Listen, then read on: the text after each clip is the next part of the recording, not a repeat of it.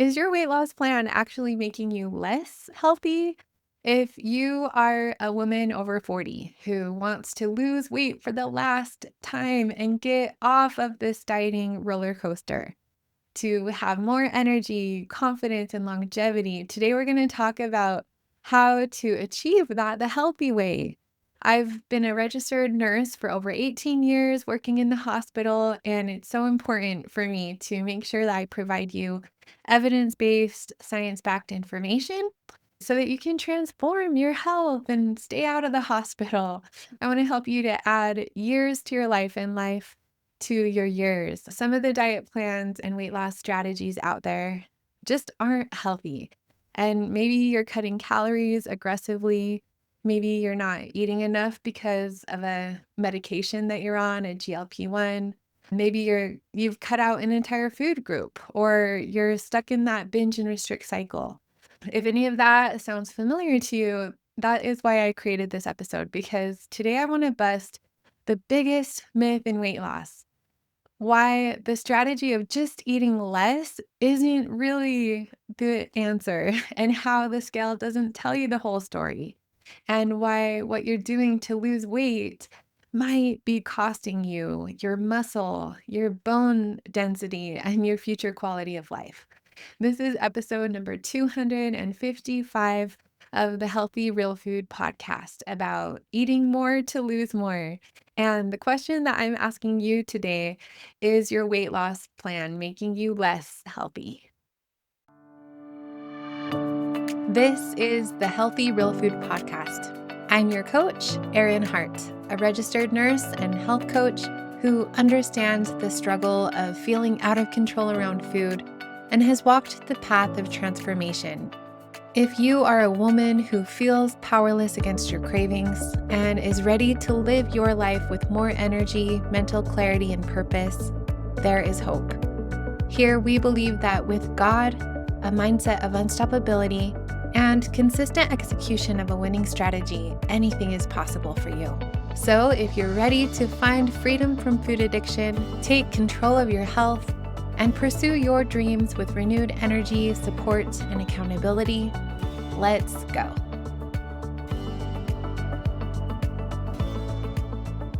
Hey, my friend, welcome back to the Healthy Real Food podcast. Thanks so much for coming today. I'm really so glad that you're taking the time out of your busy day to listen to this episode, and I don't take for granted your time and attention here. I know that's so valuable to you, especially if you're a woman over 40. You've probably got a lot on your plate and a lot on your mind, but I'm so proud of you for taking the time to focus on yourself today and your self-care. This month's episodes on the Healthy Real Food podcast are all about what it takes to actually lose weight for the last time, the healthy way, without calorie counting, fads, or relying on willpower. Your mind, your body, your routines, your support system, and all of these are important parts of success in weight loss. And we're going to be touching on all of these topics this month in our episodes. So be sure to stay tuned for next week's podcast. And if you missed the one from last week, be sure to listen to that as well. Last week, we talked about mastering your mindset and 6 ways to strengthen your mind to help you to win the mental game of weight loss, which is really 80% of success in this goal. But today is all about your strategy and why the right strategy matters. So many women think that they just need to try harder or have more willpower. They think that they need to aggressively cut calories, and they think the reason that they keep failing is because they need to be more disciplined. But listen, a great mindset and consistency with more effort does not fix the wrong strategy. If you are running east looking for a sunset, you're never going to find it no matter how hard you run. Success really requires mastering your mindset, a winning strategy, and consistent execution of the plan. So, that is the success framework that we talk about here, like a stool with 3 legs. And if you take away one of the legs, the stool will fall. You need all 3 to lose weight for the last time and to find peace with food. And a winning strategy is one that you can stick to, one that you can actually be consistent with long term. We got to stop dieting, you guys, and starving ourselves. It's so important to embrace healthy living as a new identity and to redefine the goal. The goal isn't weight loss. It is being healthier for longevity and quality of life. It's being able to do all that we want to do and being who we want to be, not just fitting in a certain size of jeans.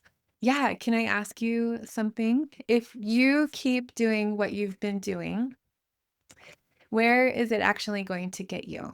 Look at your current strategy and what you're currently doing, the habits that you're doing consistently, whether they're healthy or leading you in a way that you don't want to go. Is your weight loss plan making you healthier or is it just making you smaller? Those aren't the same questions, even though for years we were told that they were the same, that if we just got small enough, we'd be healthy. And it's all just calories in and out, right?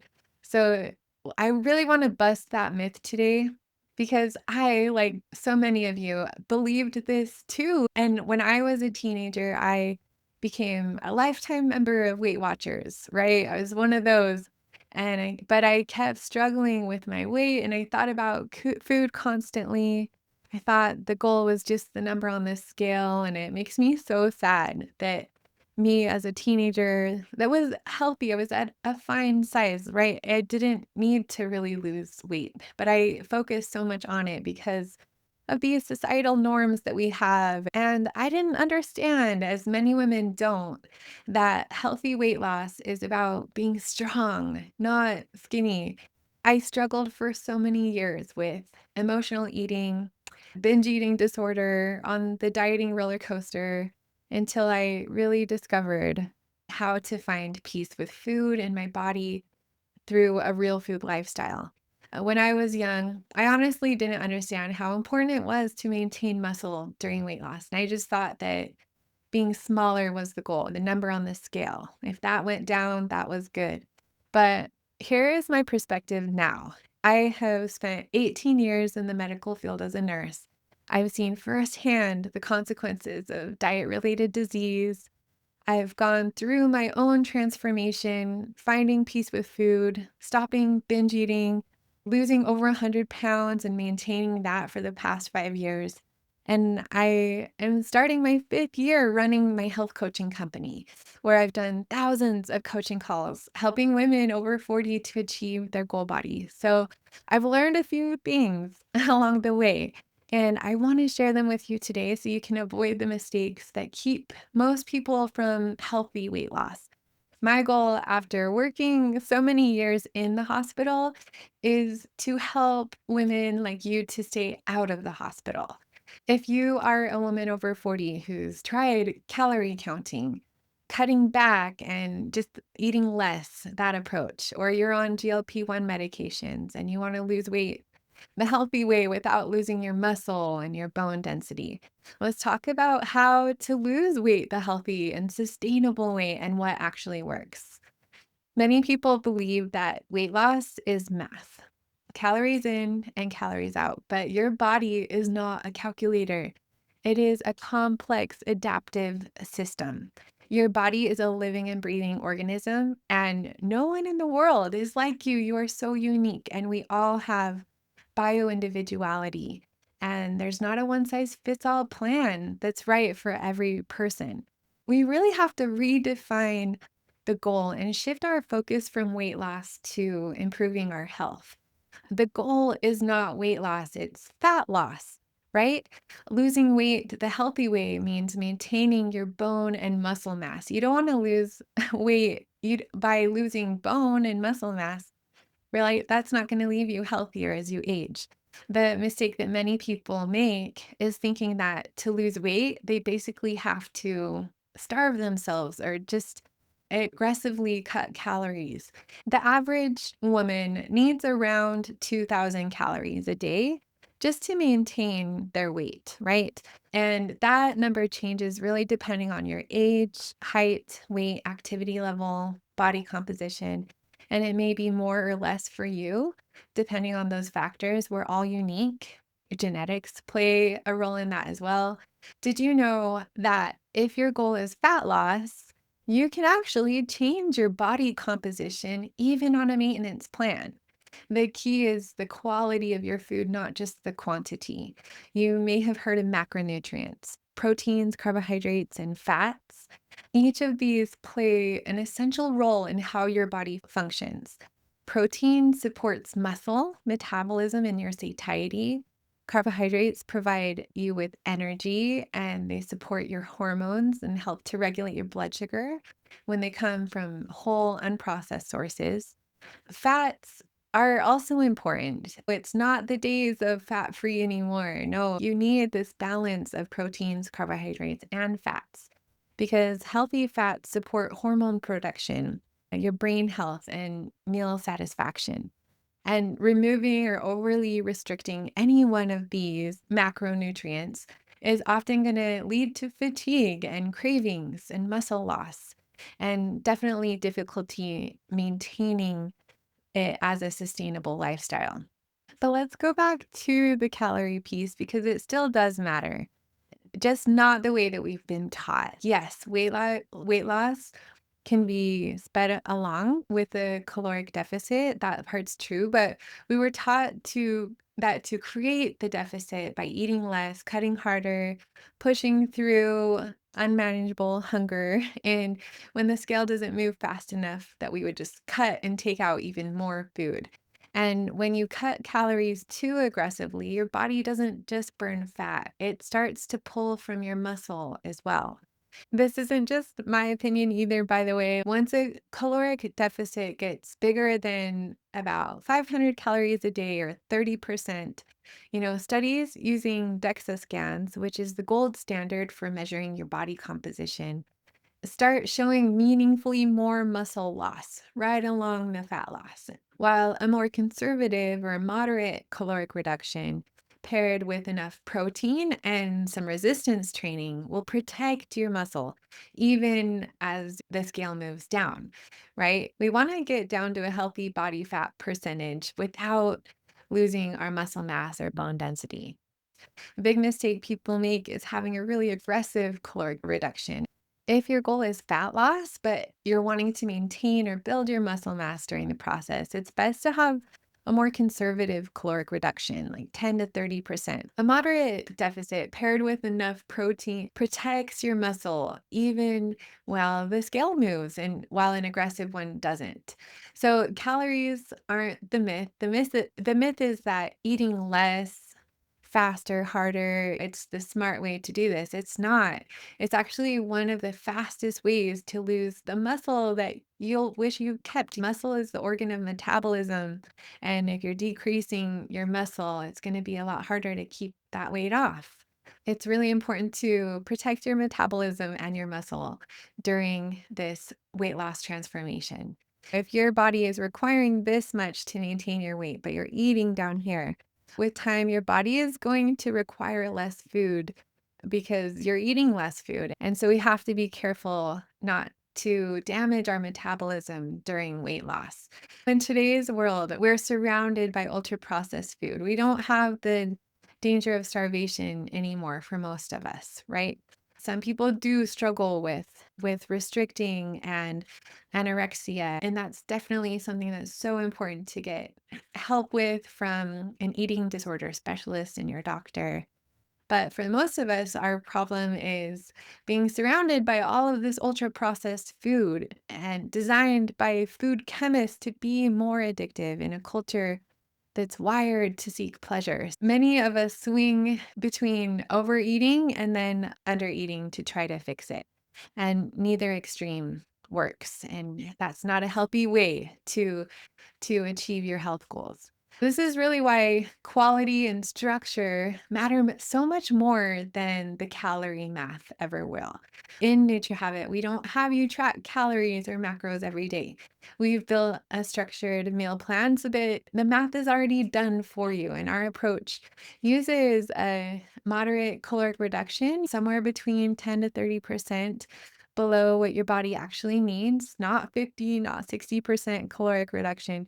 We are talking about building in a plan you can actually stick to and getting off of that binge and restrict cycle.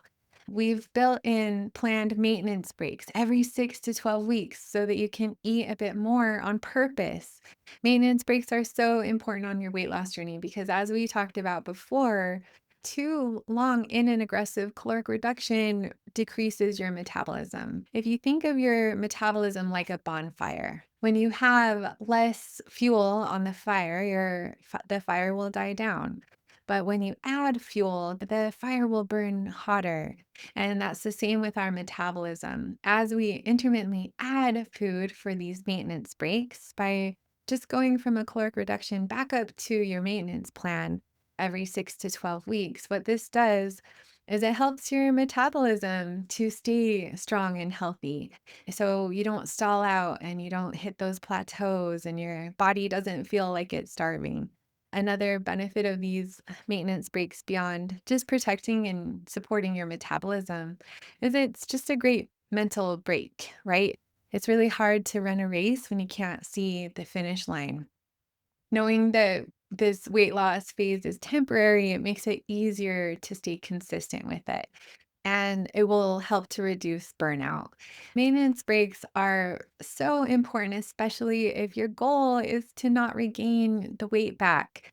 Most people can lose the weight on different diets and different fads or gimmicks, but maintaining it is the hard part. And that's why in our program, our main goal is to help you with maintenance, to be successful in maintenance. Once you get down to your goal, helping you to know how to stay there so you don't rebound up again like many people do in the weight loss world. These maintenance breaks help you to practice your ultimate transition to maintenance as you're going through it. And it breaks down the big goal into smaller sections, making it more manageable. So that's the whole point of doing it this way with this strategy is to protect what you're not willing to lose along the way, your muscle, your bone, your metabolism. It's not just about the number on the scale. You may have heard the term skinny fat because so many of us have lived this without ever having a name for it. You can hit a lower number on the scale and still carry a high body fat percentage with almost no muscle underneath. And you may look smaller in your clothes, but you're not actually healthier. Your blood sugar isn't more stable. Your metabolism isn't stronger. And if anything, it's weaker because muscle is metabolically active tissue. And now you have less of it. So stop asking, how do I get smaller? And start asking, how do I get stronger while I lose fat? So those are two very different plans. A healthy body fat percentage for women is anywhere from 21 to 24%, or may even be higher. Just talk to your doctor about what a healthy place for you is. But muscle matters so much after age 40. After age 40, we can lose up to 8% of our muscle mass every decade. And that rate speeds up even more after age 60. And it's called sarcopenia. It's common, but it's not inevitable, especially if you're eating enough protein and doing anything at all to preserve what you have. Muscle isn't just about how your arms look in a tank top, by the way. It's one of the biggest levers that you have for your long term health. Skeletal muscle handles roughly 80% of the glucose you eat. So think it's like a glucose sponge. And the more muscle that you have, your body is better at clearing sugar out of your bloodstream instead of storing it as fat or letting your blood sugar spike. So that means less risk of diabetes and insulin resistance. So more muscle, better blood sugar control, lower risk of diet related diseases. So many of us are trying to avoid. And there's also this fascinating newer research on what's called the muscle brain connection. When you use your muscles, especially through resistance training, they release proteins called myokines. And those proteins actually cross into your brain and support memory, learning, and protection against cognitive decline. Your muscles are quite literally talking to your brain every time you strength train. And muscle and longevity, they're not separate conversations. They are the same conversation.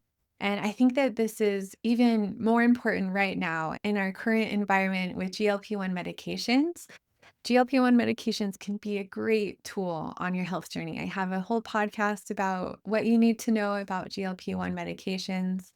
They are a great tool for some people. I find most people don't need to use them when they approach their goal with this strategy, but I have clients that use them, and for some women, they've been just genuinely so life-changing. But here's what really worries me as a nurse. These medications, they work by dramatically reducing your appetite. And when someone eats dramatically less without a real food plan, without any attention to protein or structure or the balance of the macronutrients, and ensuring you're getting a healthy caloric reduction, they're at real risk of losing muscle and bone right alongside the fat loss. So while the number on the scale is going down, it might not be the healthiest way to lose weight unless you have that structure behind you with a healthy meal plan that's ensuring that you're getting a balance of the macronutrients and a healthy caloric target. So if you are on those medications, that's great. I encourage you to work with your doctor on that, but just know that there's no getting around the food. It is so important for us to lose weight a healthy way with a healthy amount of food and fueling our body for healthy weight loss instead of becoming malnourished. Malnourished is not healthy. It isn't pretty. And it was never actually the point. Fueling your body while the weight loss comes off so that what's left underneath is strong instead of depleted. That is what actually matters. So, this is exactly why NutriHabit pairs so well with those of you that are approaching your weight loss goals with GLP-1 medications. The medication can help you with your appetite, but it was never going to teach you what to eat, how much protein you need, or how to protect your muscle while the weight comes off. And that's the piece that we provide. We want to help you get stronger for longevity as you're aging. Many people don't feel like they're a good plan for them, just the price of them or not wanting to take medications. And the good news is that most people I really feel don't need the medications when they approach their goal this way. But we're the piece underneath it that was always missing for those of you that are on those medication. So please, my friend, do not approach weight loss without thinking of maintaining your metabolism and your muscle mass during this process. You need a healthy caloric reduction, but you also need that balance of macronutrients to help to fuel your body. So, what does an actual healthy meal plan for weight loss look like day to day? Like we talked about, food is such an important part of that, and having the balance of macronutrients, the healthy caloric reduction with intermittent maintenance breaks. But when you think of your health in terms of pillars, the first pillar of success is sleep. So, getting enough sleep is so essential to healthy weight loss. It's really hard for your body to release body fat when you're not getting enough sleep or when you're stressed all of the time. So sleep, rest, hydration, those are all so important. The second pillar of health really is that foundational nutrition piece. The third pillar of your health is your fitness, right? And then the fourth is the social, emotional. If you have the goal of weight loss, it can feel so overwhelming trying to change all of these things at once. So I usually recommend it's just food first because it's so straightforward. And once your meal plan feels automatic, usually within a month or two, when it's started to become habitual and you don't have to think about it to execute it, that's when it's time to get into the fitness piece and to add resistance training. So just one thing at a time. You don't have to live at the gym. Really, the research here is actually really encouraging that you can preserve muscle with a manageable amount of training paired with enough protein. So it's important to make sure you have enough protein in your meal plan, like with our meal plans in the NutriHabit system, but also at least one lower body day and one upper body day each week. And that's only to maintain the muscle mass that you have. If you want to build muscle mass, you'll want to add from there. And each week, add a little more resistance or a few more reps It's called progressive overload, and that's what keeps your muscles adapting instead of plateauing or getting weaker. So keep doing just joyful movement that you already love alongside that walking, hiking, yoga, just whatever gets you outside and moving without it feeling like a punishment. You don't have to overhaul your whole life to make this happen. Just small, consistent steps are what will create a dramatic transformation in your life. Not one extreme week of doing everything perfectly and then it going out the window in that all or nothing thinking. No, just eat enough real food, prioritize your protein, and choose a deficit that you can actually sustain without getting into disordered eating of binging or restricting, and add resistance training once your plan feels easier and automatic. And that's it. It's progress over perfection.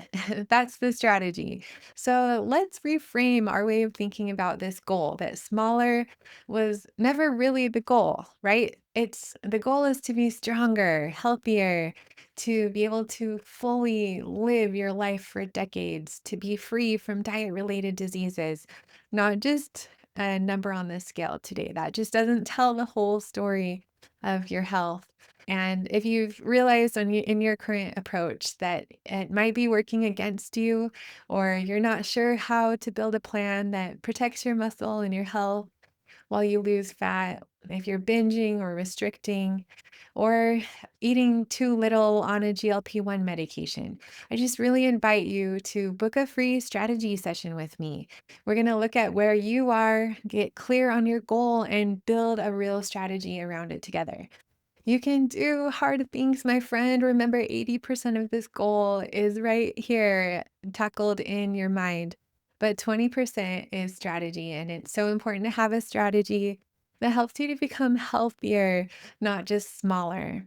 So I hope that helps you to think a little bit differently about this health transformation that you're on. I know that it's so hard not to get caught up with the number on the scale, but it's really just one piece of the puzzle. It doesn't tell the whole story. And I hope that you can choose a weight loss plan that helps you not just to get smaller, but healthier. So have a wonderful week, you guys, and we'll see you next time. Thanks for listening today. If you enjoyed this podcast, you're going to love my coaching program. If you're struggling and want to lose weight for the last time, I can help you. Just imagine living in your goal body and having peace with food. Your success is guaranteed. To learn more about how to get support, guidance, and accountability so you can find peace with food, achieve your goal body this year, and have more energy, visit www.healthyrealfood.com. While you're there, click the link to my schedule for a free one-to-one coaching call so we can get you started on your success path. You have the power to create the life that you want. This is the year of you. I'm cheering you on. Now go win the day. You got this.